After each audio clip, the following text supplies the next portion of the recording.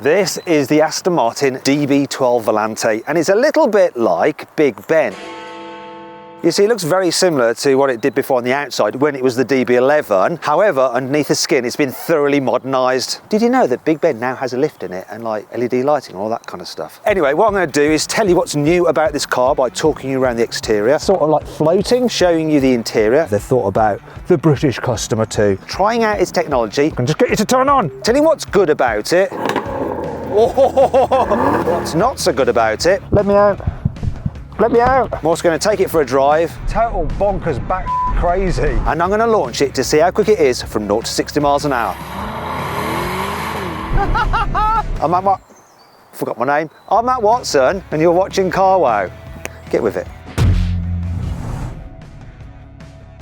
Let me talk you around the design of this DB12. So visually at the rear, it's very similar to the DB11. They've tried to keep the design the same, though actually the body is about 20 millimeters wider. You can see it's nice and wide here at the back. The track is 50 millimeters wider. I wish they'd made these wider though. Look, the exhaust about the same as before. Could do with a little bit more volume to them. Moving down the side, before we move down the side, I do like the shape of the lights. Look so cool, don't they? Anyway, moving down the side, got some new alloy wheel designs and wheel sizes are all 21 inches. Car comes on new Michelin Pilot Sport 5S tyres. They've been specifically developed for this car. This is something I want to show you. We need the key, please. Just bear with me. So in the past, you'd have to push the door handle like that to open it, but now, I didn't know it was in there. Now, look, you can get it with poppy outies. So when I unlock it, that pops out. Though I do still think this design, the way you hold on to it, just isn't as easy to use as a normal handle like that. Okay, I love the way the side skirts just swoop out and part of the body. And this is something that's new. Overall, the car's body may be 20 millimeters wider, but from door mirror to door mirror, which is the widest part, it's exactly the same as the DB11. Reason being, come around here and look at this. You have smaller door mirrors because they're now frameless. And this whole unit moves when you want to alter the angle of the door mirror. Looks nice, that does. Now here, the whole design is new compared to the DB11. Before, the car had a clamshell bonnet, but now they've done it in various segments. One advantage of that is that if you have a bit of a prank, you haven't written off an entirely massive big piece of bodywork. You can replace bits and pieces. Now there are little vents in here to help let air out from the wheel well. You've got air vents down there to smooth airflow down the side of the vehicle. Massive brakes, and you can upgrade to carbon ceramics, of course. Here at the front, there's some more breathers down under there to help smooth the airflow. You've got matrix LED headlights with the new Aston Martin headlight design, liking those. I really like this part of the car as well with the grille, the way it's sort of like floating. Then you've got this lower part of the bumper. You might be wondering what the heck that nasty bit of black plastic is. That's for the auto cruise, it's the radar system in there. Unfortunately, you can't paint it, so it's a bit obtrusive. The trade-off is though, you do get auto cruise control on this car, which is nice and handy if you're doing longer journeys. After all, it's supposed to be a GT, although Aston now like to call it a sports GT, so it's just a little bit more fun to drive than a standard GT apparently. Buying a new or used car? Then you need to visit Carwow, and we'll help you find your perfect car at a price you'll love. Just answer a few simple questions about the car you want, and our trusted dealers will come back to you with great offers. Then choose the offer that's right for you and contact the dealer directly through Carwow. No haggling, no fees, and on average, Carwow users save over £1,800. But what if you're not sure which car you actually want? No problem. Just watch our insightful video reviews, read our impartial expert advice, or use our helpful car buying tools to discover your ideal car in no time at all.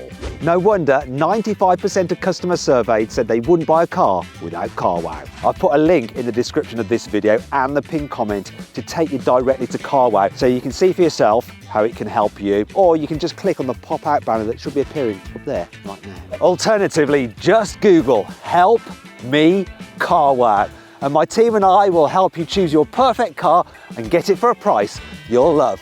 Now on with the video. This Aston Martin DB12 Volante starts from £205,000. Now this interior, you might not think it, but it is pretty much completely standard. It's what you get at that starting price. The only options that I have on the inside here, the upgraded stereo and I've got the cooled function on the seats. You get things like heated seats as standard, you get auto cruise as standard, lots of kit as standard, but there's nothing standard about the way this thing feels on the inside. The leather is lovely, the design, it's just, oh, it's so bespoke feeling. Love these aluminium panels in here, aluminium here as well.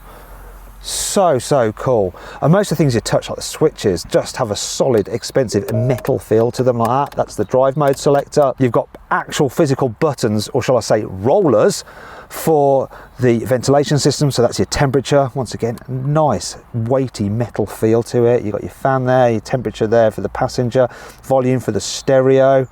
It's all very nice. There's just a few bits and pieces that don't feel quite as exquisite, like this indicator stalk there. That's very Mercedes-like, and the heater vents, a bit plasticky, especially when you compare them to the heater vents that you get in a Bentley Continental GT. But other than that, oh my gosh, like just the stitching on the seats. I love the colour of this interior. There's like 25 different colour choices on the configurator, but with Aston Martin's Q, you can pretty much have whatever colour you want. And I love these seats, they're amazing. Oh, just so comfy, and they look great, especially with the roof down, sun shining on this real nice light interior trim. So this car, it has a new infotainment system for Aston Martin. The old system was like some hand-me-down from Mercedes from back in the day. This one is much nicer, high definition screen. If I can just get you to turn on. Turn on. It was on a minute ago, but now I'm filming it, it doesn't want to be on. Oh, there we go. So this is connected to Apple CarPlay. You've also got Android Auto as well. I could go into the menus for the actual system for Aston Martin, but you're not going to use those, you're going to use your phone. Doesn't have wireless Apple CarPlay or Android Auto, but if you buy the car, you'll be able to get an update so it goes wireless in future, like the later models will. Oh, look, storage. You've got some cup holders here, and you have some storage under here, 2 USB-Cs, old school 12-volt socket. Underneath here, look, follow my hand. That's your wireless charging pad for your mobile phone. We have a incy-wincy tiny glove box. There we go, it's pretty small, isn't it? But you could fit some gloves in there, which is really all you need, I guess. You have absolutely glorious, expensive feeling sun visors. It's like bespoke luggage. Nice vanity mirror as well. It's just a shame there's no light for it. The rear view mirror, like the side mirrors, they're frameless, so great visibility out of that. And yeah, this is a bit of a problem though. The door bins are quite small and shallow, so things will probably drop out of there. You can put a lot of stuff in there, but there's not room for a big bottle. Does that really matter in a car like this? Maybe not. In terms of the seating position, yeah, it's really nice. You can tell this is a car that's been built in England because the seating position is perfect. It hasn't been set up left-hand drive. They've thought about the British customer too. And of course, you have an electrically operated steering wheel. And the controls for the seats, if you just give me that, I'll show you where they are.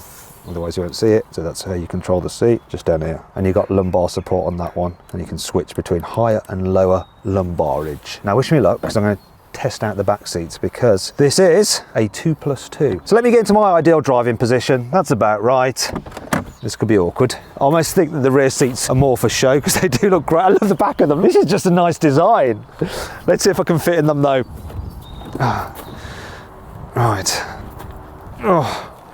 Come on, don't break my legs. Nah, see, knew it was pinching me. Rory, yes. Would you mind just climbing in the car and trying to get yourself comfortable? How tall are you? 6'1", 6'2". 6'1", so quite a large lad. Go on, climb in. More ways to do.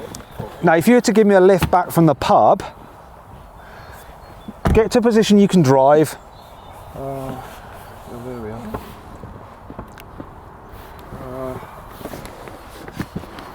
Let's try side saddle. No, that doesn't work either. No, I'm going to have to go back a bit, sorry. Okay. Right, that's it. Probably I can then climb that. Are you alright to drive with my foot there like that? It's not the best smelling, but it's fine. Actually, that's not workable. Let's try again. Let's jump out. No, just stay like that. So, very short journey. Kids, probably. But I do want to show you this. Look, you've got Isofix anchor points. Where are they? I know you're there. There, Isofix. Yay. Now you could fit a little booster seat in there. I don't think you're going to be able to fit a huge rear facing seat in the back though, not with someone sat in front. You'd have to push the chair forward. I can't even plug this in. I'll just hold on to it. I'm sure it'll all be fine. It's always important for a car such as this to be able to carry a set of golf clubs. Oh, that's annoying. There's no boot release here. You have to do it either from in here or on the key. Open. Right, try again. Do you reckon you could fit a set of golf clubs in here? I don't think so, not with a driver. There's no way. There's no way, especially when you've got, this is a wind deflector, you have to take that out. This, well, this is into space when you have the roof down. You can push it up when you've got it up. Shall we put the roof up? Yeah. Let's put the roof up. And we'll see how the boot will be slightly bigger once the roof is up. Let's see how quickly and efficiently we can do this. Let's time it, go on, start the clock. Go. So I'm timing it.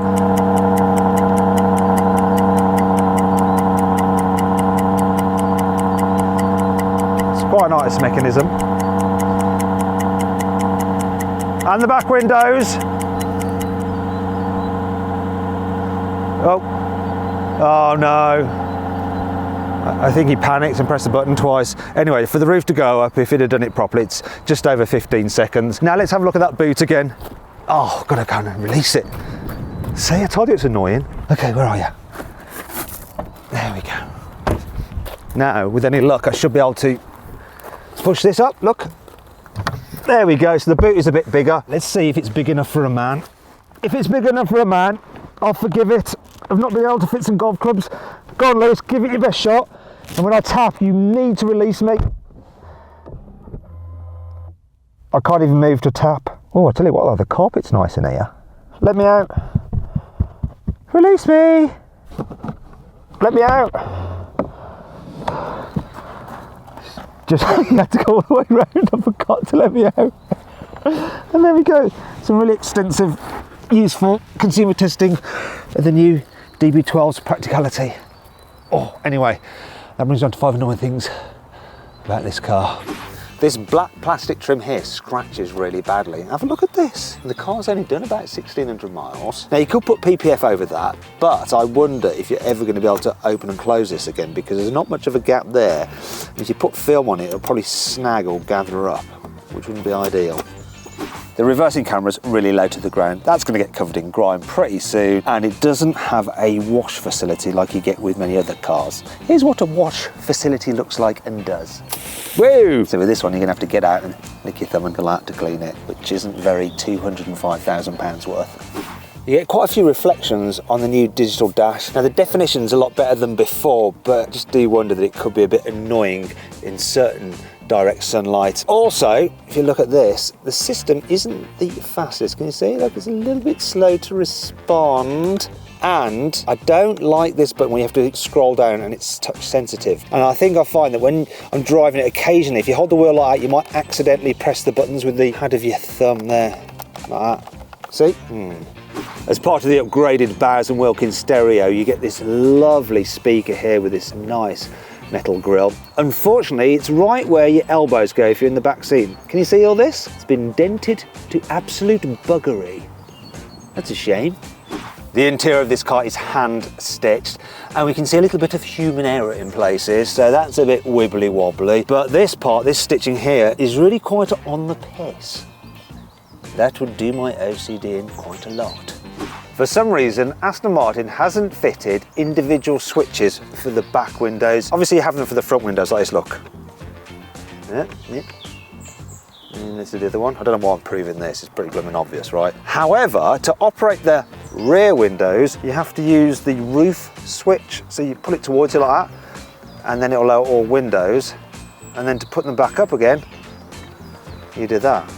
But if I want the rears down on their own, how do I do the rears on their own? Oh, why has that gone and stayed down there? What's going on with this? What? Is this random? Is the methodology to this? What? Why couldn't I just have had some individual switches? Then it would all work as I want it to. Now I'll put these windows up and I can have those backs back down. Yeah, but what happens if I want that one up and that one down? Can I? Did it read my mind or is it just broken? I don't know. Can I do this one down on its own? read my mind, car. I want this one down on its own. Just... What? I have no idea what's going on. Let's move on to 5 good things about this car. Even though the DB12 is based on the DB11, about 80% of the parts are new.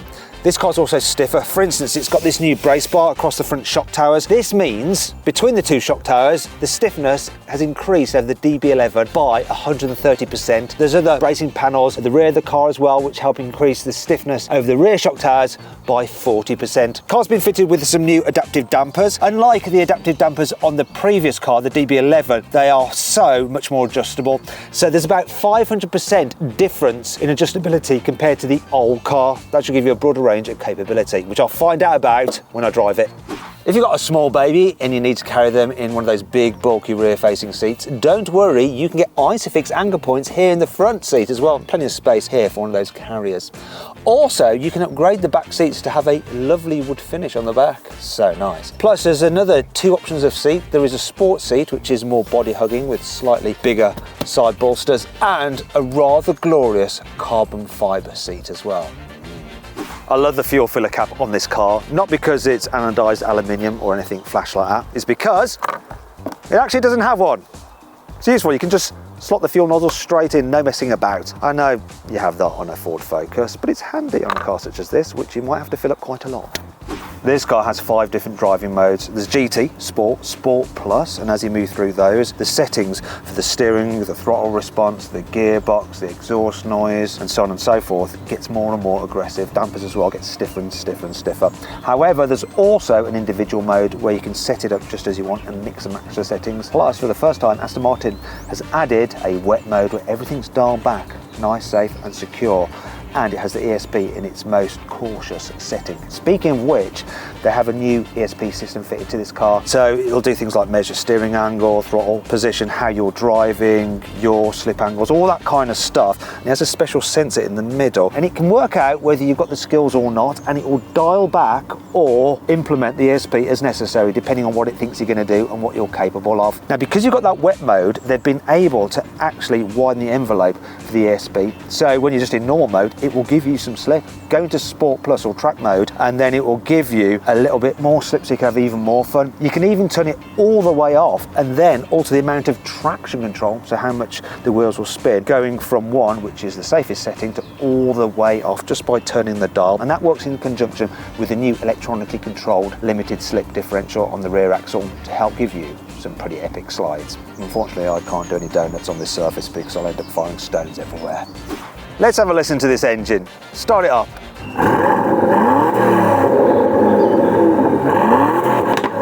Oh, it's spitting water.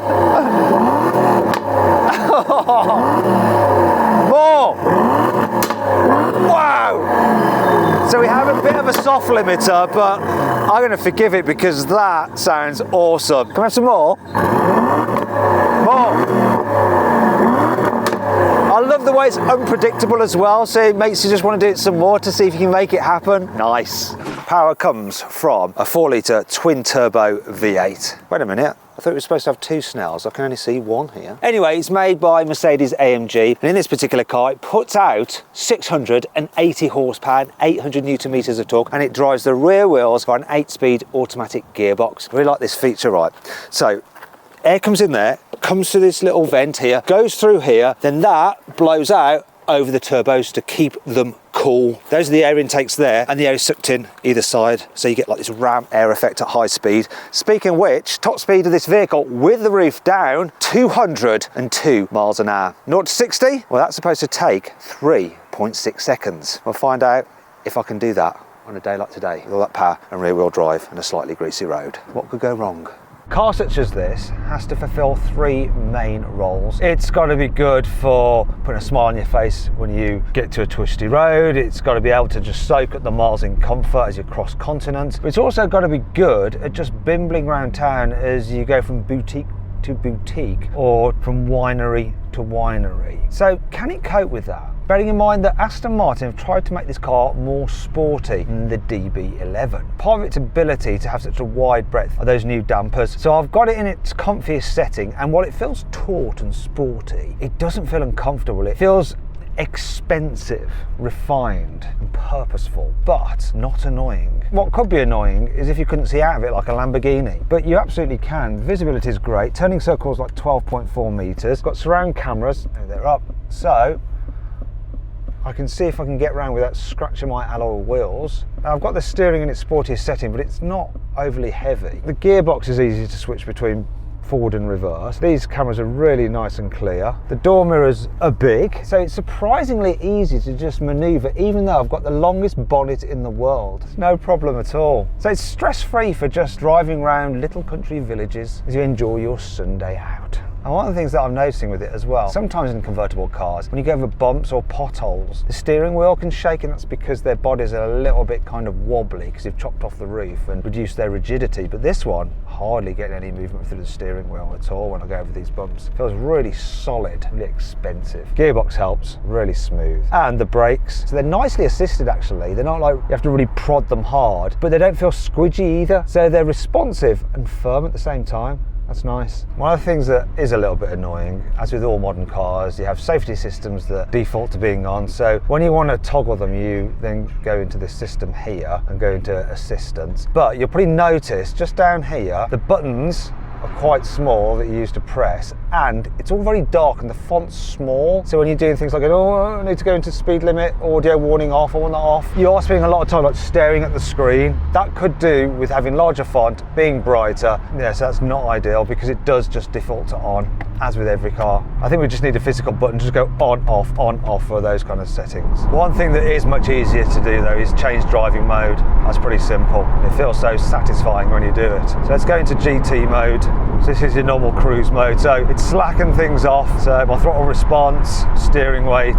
So this is utter chill mode for when you're just cruising about. Now I'm in cruise mode. What I'm going to do is just check out the response of the engine and the gearbox when they're in their least sporty setting. Just, you know, when you need to put your foot down, see how well the car responds. Right, here we go. 3, 2, 1, flooring it now. Bit of a delay.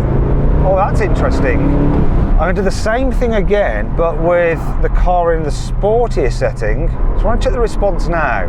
3, 2, 1, flooring it now. Oh wow.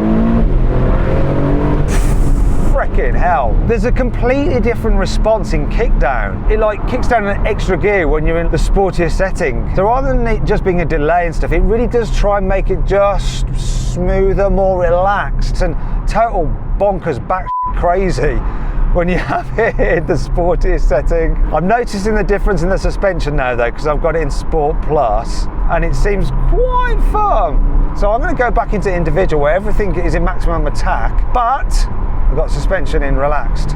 Now let's find out if the chassis matches up to that engine. So let's go manual. There we go. Blimey, so quick. So this is surprising.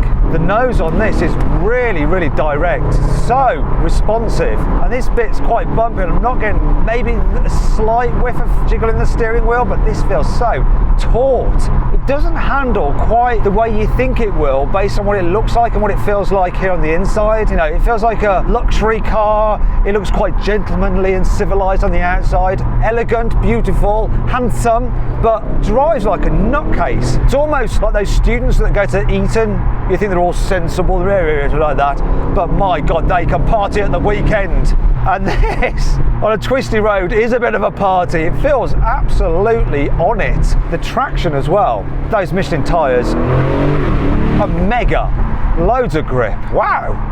I'm really quite surprised by how this thing handles. This convertible is actually over 100 kilos heavier than the coupe because of the roof mechanism, but still, doesn't feel ponderous at all. That was so much fun. I'm going to do it again. Here we go. I'd have expected it to be like sending itself sideways when I did that. The grip is incredible. Don't know if that's the new stability control system or those tyres or both, or the added stiffness of the chassis, the new suspension, but my God, this is a nut job. Really, really compliments the engine. so much confidence out of it. This is a world apart to the DB11. Wow. If there is one thing I would change, I'd like a slightly daintier steering wheel. It's a bit too BMW in its girth. I like a more delicate rim. Now let's find out just how quick this car really is. 0 to 60 is supposed to take 3.6 seconds. Let's see what we can do. Race start. That's hooked, that has. Bang on the money, 3.6 seconds. Lie? They do not. Traction is amazing. Thought it like spin up its wheels. This just boom, went. Wow. Right, let's see how long it takes to stop from 60 miles an hour. So, 3, 2, 1, now.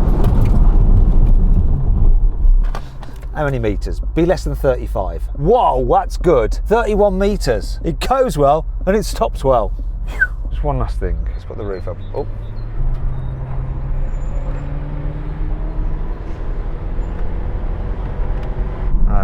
Yeah, the back window with the roof up is nowhere near as good. It's quite limited. It feels more claustrophobic. Well, obviously. I'm not so sure about this bit that kind of comes down. That's a bit like too close to you. Not so sure about that. To be fair, unless it's raining, I'm driving this thing with the roof down, and so should you. So then, what's my final verdict on the new Aston Martin Volante? Should you avoid it? Should you consider it? Should you shortlist it? Or should you just go right ahead and buy it? Well, I reckon you should shortlist it. It looks lovely, it feels luxurious inside, it's massively improved, it's got monumental performance, and it's surprisingly sporty to drive as well for a GT. Sorry, not a GT, it's a GT sports car. Anyway, yeah, it's nice. I hope you all enjoyed the video. If you did, give it a like. Let me know what you think of my verdict in the comments below. Click on the windows for some more videos and on the CarWow logo to sell your car the easy way.